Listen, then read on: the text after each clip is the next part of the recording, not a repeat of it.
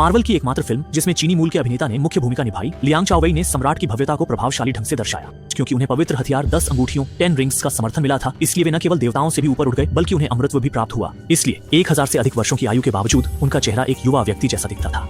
When वू नाम के व्यक्ति दिव्य हथियार पाने के बाद आयरन मैन की तरह बुराई को दंड और अच्छाई को बढ़ावा दे सकते थे, लेकिन उनकी महत्वाकांक्षा बहुत बड़ी थी और उन्हें केवल दुनिया पर विजय प्राप्त करना था।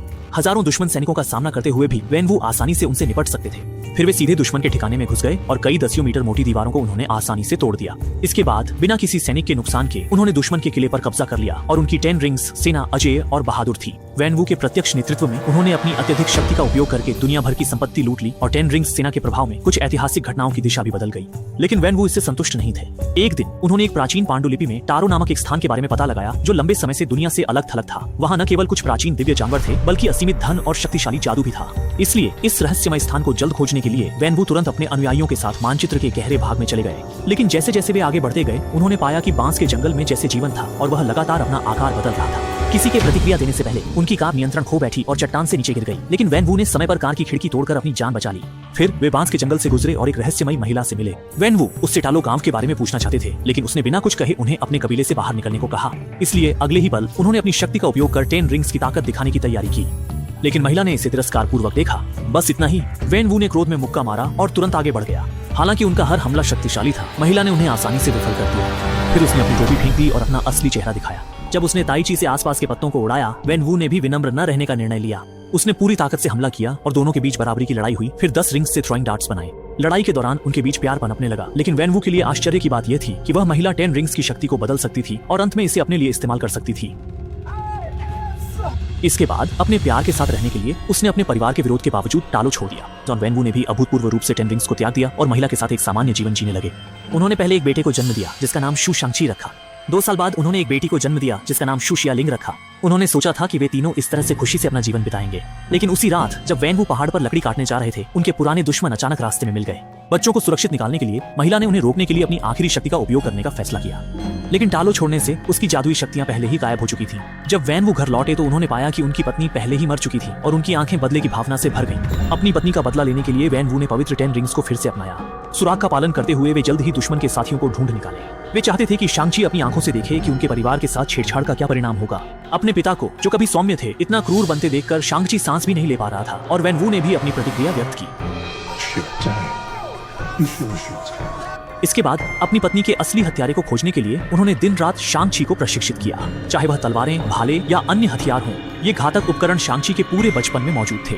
और शांगची के 14वें जन्मदिन पर वेन वू ने उसे एक छुरा दिया और कहा कि उन्होंने उसके लिए असली चीज ढूंढ ली है। शांगची ने अंततः अपनी प्रतिशोध की इच्छा पूरी कर ली, लेकिन इस तरह हर दिन खतरे में जीने से वह बहुत परेशान हो गया था। इसलिए उसने अपनी पहचान छिपाकर अपने पिता को छोड़कर एक होटल के दरवाजे पर काम करने वाला बन गया। 10 से अधिक साल बीत गए। शांगची ने सोचा था कि वह इसी तरह एक साधारण जीवन बिता सकता है, लेकिन एक दिन काम पर जाते समय एक दाढ़ी वाला आदमी अचानक उसके सामने आया और उससे गले में पहने हार को देने की मांग की, क्योंकि यह उसकी मां की दी हुई एकमात्र निशानी थी। शांगची इसे देना नहीं चाहता था। जब उसने देखा कि सामने वाला व्यक्ति बिल्कुल शिष्टाचार नहीं दिखा रहा, तो शांगची ने भी अपनी असली पहचान छिपाना छोड़ दिया। उसने खुद को मुक्त कर एक मुक्का मारा। इन गुंडों में से कोई भी 3 सेकंड से ज्यादा नहीं टिका। एक शानदार कॉम्बो मूव से उसने सभी को पूरी तरह हरा दिया। हालांकि जब शांगची ने सोचा कि वह सुरक्षित है, तभी पीछे से ओवरकोट पहने आदमी अचानक उसकी ओर दौड़ा। उसने जोर से झटका दिया और अपनी कटी बांह से एक प्रकाश तलवार निकाली। फिर दोनों फिर से लड़ने लगे। मजबूत व्यक्ति ने कार के पैनल को भेद दिया, जिससे गलती से ब्रेक सिस्टम खराब हो गया। जब बस सड़क पर तेजी से दौड़ने लगी और अनियंत्रित हो गई, एक व्यक्ति ने खुद को जल्दी से मुक्त किया और रेलिंग पकड़कर एक पलटी मारते हुए ड्राइवर के केबिन में पहुंच गया।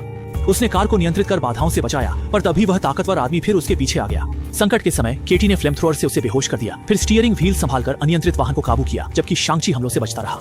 लड़ाई के दौरान उन्होंने गलती से बस को 2 हिस्सों में काट दिया। जब आगे और पीछे के डिब्बों के कनेक्टर में खराबी आने वाली थी, वह एक छलांग लगाकर बाहर निकला और फिर 360 डिग्री का फ्लिप मारकर छत पर पहुंच गया। इसके बाद ड्राइवर केटी के सहयोग से शांगची पहले डिब्बे में वापस आ गया। उसे डिब्बे के अंदर से सभी बुरे लोगों को साफ करना था।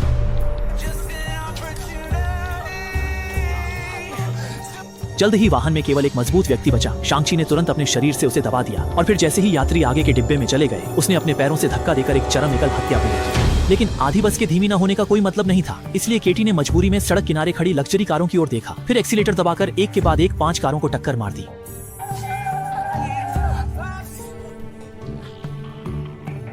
हालांकि शांगची और यात्री सभी ठीक थे, लेकिन जब उसे होश आया तो उसने पाया कि उसके गले का हार चोरी हो गया था। शांगची को लगा कि कुछ गड़बड़ है। वह तुरंत अपने अपार्टमेंट लौटा, क्योंकि उसे पता था कि अगला निशाना उसकी बहन शू शियालिन होगी, जिसके पास भी वैसा ही हार था। लियांग चाओवेई ने दोनों रत्नों को सामने रखे ड्रैगन आई पर रखा, फिर सावधानी से कुछ कदम पीछे हटा। रत्नों से अजीब हरी रोशनी निकलने लगी और ड्रैगन हेड से अचानक पानी निकलने लगा। फिर पूरी दीवार विशाल लहरों से टूट गई। पानी की बूंदें चमत्कारिक रूप से हवा में तैरने लगी। यह दृश्य वहां मौजूद सभी लोगों को चकित कर गया। फिर पानी गिरकर एक विशाल जंगल में बदल गया और यही वेनवू चाहता था, क्योंकि सुनहरी रोशनी के मार्गदर्शन में वेनवू को तालो गांव तक पहुंचने का सही रास्ता मिल गया। अपनी पत्नी के खोने के दुख में डूबे रहने के कारण वेनवू हर रात अपनी पत्नी की मदद की पुकार सुनता था, जिससे अपनी पत्नी को याद करने वाले उसे लगता था कि उसकी पत्नी मरी नहीं है, बल्कि तालो गांव के लोगों ने उसे कैद कर रखा है। इसलिए उसने तुरंत आदेश दिया कि 3 दिन बाद वह अपनी सेना के साथ पत्नी को बचाने जाएगा। यदि टैरो गांव में विद्रोहियों की थोड़ी भी उपस्थिति होगी तो वह पूरे गांव को नष्ट करने का आदेश देगा। शांग-ची ये सुनकर हैरान रह गया, क्योंकि उसकी मां 10 साल से अधिक समय पहले मर चुकी थी और उसने खुद उस दुखद घटना को देखा था। ये सुनते ही वेनवू ने बिना सही गलत सोचे गुस्से में अपने बेटे को दूर फेंक दिया। बहन ने रोकने की कोशिश की, पर उसके साथ भी वैसा ही व्यवहार हुआ। फिर सैनिकों का मनोबल प्रभावित न हो, इसलिए वेनवू ने तुरंत तीनों को कैद करने का आदेश दिया। शांग-ची को बहुत पछतावा था, क्योंकि एक दिन पहले ही वह अपनी बहन शू शियालिन को खोजने के लिए हजारों पहाड़ों को पार करके आया और इस समय रिंग पर एक बहुत ही भयानक मुकाबला चल रहा था। आदमी जान बचाने के लिए बचता रहा, पर फिर भी नफरत के एक मुक्के से गिर गया। इसलिए उसने फैसला किया कि दूसरे को भी मार खाने का स्वाद चखाएगा।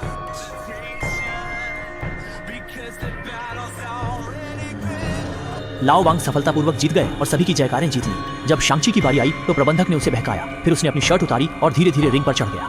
रेफरी के संकेत के बाद अंधेरे से बाहर निकलने वाला प्रतिद्वंद्वी वास्तव में उसकी बहन शू शियालिन थी, जिसे वह खोज रहा था। वह बिना कुछ कहे शांग-ची पर अपनी बात कहने लगा। भले ही वह जोर देकर कह रहा था कि उसे कुछ महत्वपूर्ण बात कहनी है, लेकिन शियालिन ने उसकी बात नहीं सुनी और लगातार हमला करती रही। अंत में उसे जमीन पर दबाकर हर मुक्का उसके शरीर पर मारा। शांग-ची मुश्किल से बंधन से मुक्त हुआ, लेकिन अचानक उसके एक स्वीप किक से वो पूरी तरह हार गया। मैच के बाद जब सब बैक स्टेज पहुंचे, शांग-ची ने बताया कि उसका जेड पेंडेंट उसके पिता ने छीन लिया था और उसका अगला निशाना वो होगा जिसके पास ऐसा ही पेंडेंट है। जैसे ही उसने यह कहा, वह गोंग चेनान लोगों के साथ बॉक्सिंग जिम में आ गया। वे रास्ते में लूटपाट और हत्या करते आगे बढ़े और जब लक्ष्य उनकी ओर मुड़ने वाला था, शांग-ची ने तुरंत कांच तोड़कर केटी के साथ बाहर भागा। लेकिन इस बार 10 रिंग्स की सेना भी उनका पीछा कर रही थी। उसे बांस के ढांचे पर दुश्मन के साथ जीवन मरण का संघर्ष करना पड़ा, जबकि केटी को एक लात से उड़ा दिया गया और वह हवा में लटकी हुई थी, गिरने वाली थी। हालांकि शांग-ची ने चपलता से घेरे को पार किया और उसे सफलतापूर्वक पकड़ लिया। लेकिन दूसरी तरफ शियालिन को मास्क वाले आदमी ने पकड़ लिया और उसके गले से रत्नों का हार छीन लिया। शांग-ची ये देखकर तुरंत उसका पीछा करने लगा और जब वह करीब पहुंच रहा था, मास्क वाले आदमी ने एक स्लाइड किया और फिर शूरिकेन फेंककर दीवार को उड़ा दिया। लेकिन जब वह कूदकर वहां से भागने की तैयारी कर रहा था, तभी उसे किसी ने पकड़कर जमीन पर गिरा दिया। फिर दोनों फिर से लड़ने लगे। वे एक दूसरे पर हमला करते रहे, लेकिन अब शांग-ची वह छोटा लड़का नहीं था जिसे कोई भी नियंत्रित कर सके। अपने गुरु के जानलेवा चाकू के हमलों का वह आसानी से बचाव कर लेता था।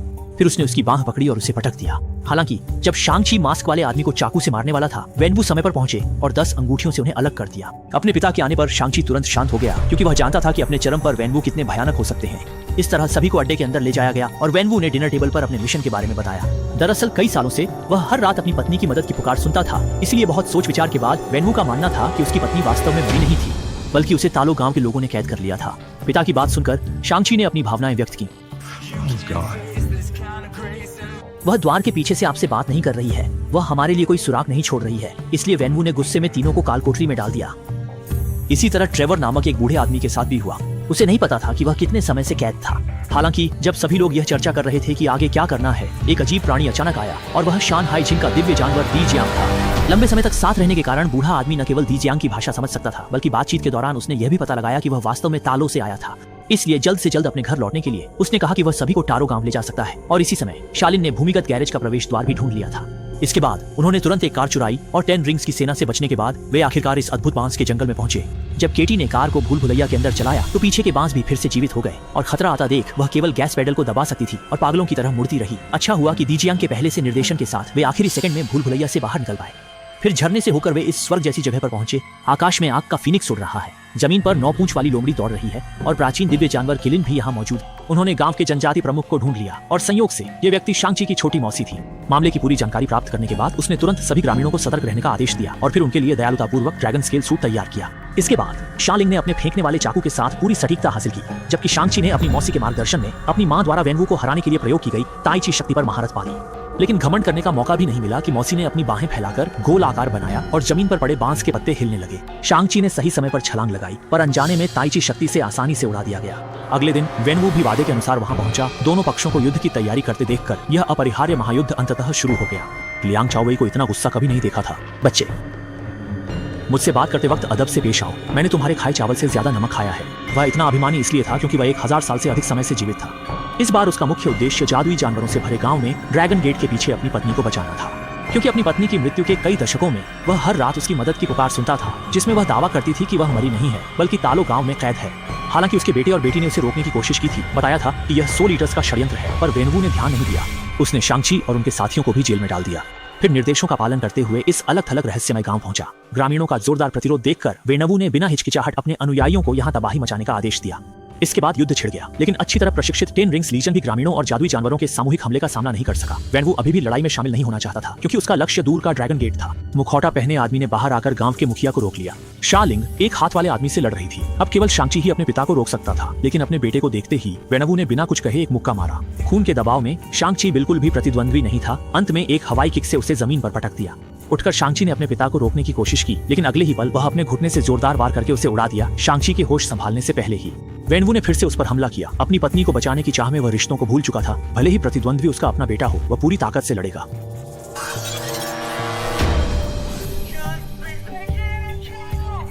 एकमात्र बाधा हटाने के बाद वेनवू ने अपने दोनों हाथों से शक्ति जुटाई और एक छलांग में सामने के ड्रैगन गेट पर पहुंच गया। इस समय उसे फिर से अपनी पत्नी की मदद की पुकार सुनाई दी, इसलिए वह शांत नहीं रहा। उसने सामने के ड्रैगन स्केल पर एक के बाद एक मुक्के मारे और अंत में अपनी पूरी शक्ति से एक जोरदार प्रहार किया, जिससे सील पूरी तरह टूट गई। इस समय दरार से एक के बाद एक राक्षस निकलने लगे। आपदा को आते देख जनजाति प्रमुख ने तुरंत सभी को अपना काम रोकने का आदेश दिया और इस समय मास्क वाले आदमी को भी राक्षसों द्वारा हवा में ले जाया गया और फिर सबके सामने उसकी आत्मा को निचोड़ दिया गया। चूंकि सामान्य हथियार उन्हें कोई नुकसान नहीं पहुंचा सकते थे, इसलिए सभी ने युद्ध को शांति में बदलने का फैसला किया और अपने हाईटेक हथियारों को ड्रैगन स्केल हथियारों से बदल दिया। इस समय बढ़ते राक्षसों का सामना करते हुए वे नदी के किनारे सांस रोककर लड़ाई की प्रतीक्षा कर रहे थे।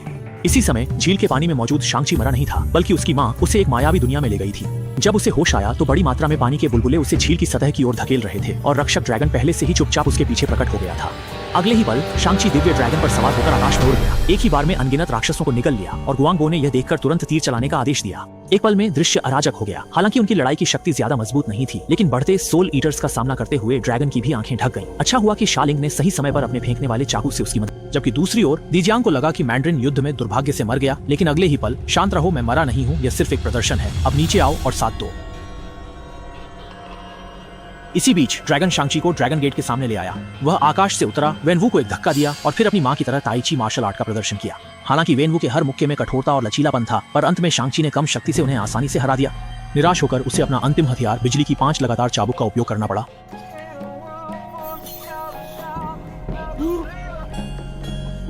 लेकिन अनजाने में 10 रिंग्स की शक्ति दूसरे पक्ष द्वारा फिर से बदल दी गई और लोहे के छल्ले नीले से सोने के रंग में बदल गए। लेकिन वेनवू के लिए यह दृश्य अजीब नहीं था, इसलिए अगले ही क्षण पिता और पुत्र ने एक निष्पक्ष द्वंद्व शुरू किया।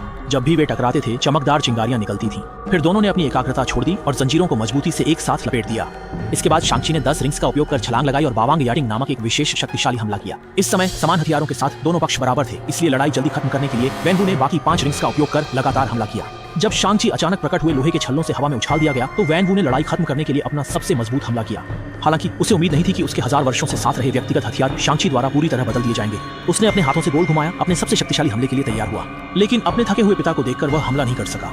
इस समय दरवाजे के पीछे से फिर उसकी पत्नी की मदद की पुकार आई और साथ ही विशाल आत्मा भक्षक राक्षस भी अचानक बाहर आया। वेनवू को तब अपनी गलती का एहसास हुआ। जब राक्षस उनकी ओर दौड़ा, उसने 10 रिंग्स को वापस लिया, अपने हाथों से शक्ति जुटाई और एक छलांग लगाकर स्तब्ध शांग-ची को बचाया, लेकिन खुद राक्षस के तंतुओं में फंस गया।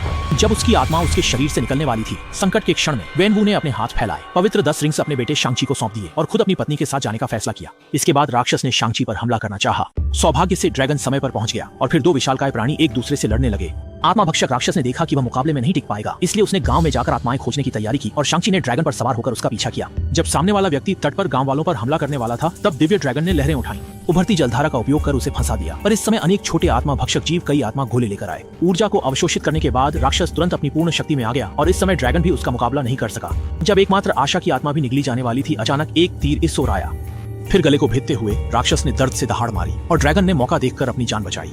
फिर उसने आत्मा भक्षक राक्षस को समुद्र तट की ओर ले गया, अनंत जल कारागार का उपयोग करके उसे फंसा लिया और शांग-ची ने सही समय पर छलांग लगाई। वह हमलों से बचते हुए राक्षस के सीने तक पहुंचा, फिर सांस रोककर एकाग्रता से सभी 10 रिंग्स को राक्षस के शरीर में प्रवेश कराया। फिर ऊर्जा के निरंतर संचय के साथ शांग-ची ने अपना हाथ लहराया और विस्फोटक क्षति पहुंचाई। उस शक्तिशाली झटके ने सभी राक्षसों को पूरी तरह साफ कर दिया। उसने 10 रिंग्स वापस लेकर दिव्य ड्रैगन की पीठ पर छलांग लगाई। इस ऐतिहासिक आपदा के अंत की घोषणा आखिरकार हो गई। फिल्म के अंत में वोंग ने शांग-ची को ढूंढ लिया, क्योंकि शोध से पता चला कि 10 रिंग्स की संरचना अत्यंत जटिल है। यहाँ तक कि डॉक्टर बैनर भी इसे पूरी तरह विच्छेदित नहीं कर पाए और हर बार इसका उपयोग होने पर यह बाहरी दुनिया को एक अजीब तंत्रिका संकेत भेजता है।